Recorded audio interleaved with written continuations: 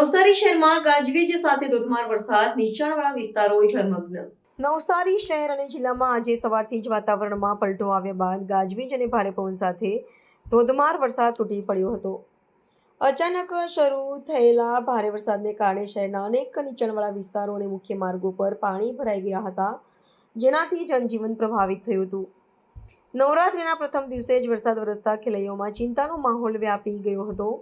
ધોધમાર વરસાદને પગલે શહેરના જુદા જુદા વિસ્તારોમાં પાણી ભરાઈ જવાથી વાહન ચાલકો અને રાહદારીઓને ભારે મુશ્કેલીઓનો સામનો કરવો પડ્યો હતો.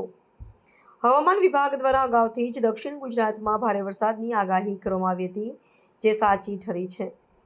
વિભાગના જણાવ્યા અનુસાર આગામી 48 કલાક દરમિયાન પણ નવસારી, સુરત, વલસાડ, તાપી અને ભરૂચ સહિતના જિલ્લાઓમાં ગાજવીજ સાથે ભારે વરસાદની સંભાવના છે. હવામાન વિભાગે જણાવ્યું છે કે દક્ષિણ ગુજરાત પર સક્રિય થયેલી વરસાદી પ્રણાલીને કારણે આ વિસ્તારમાં વરસાદી માહોલ છવાયેલો રહેશે.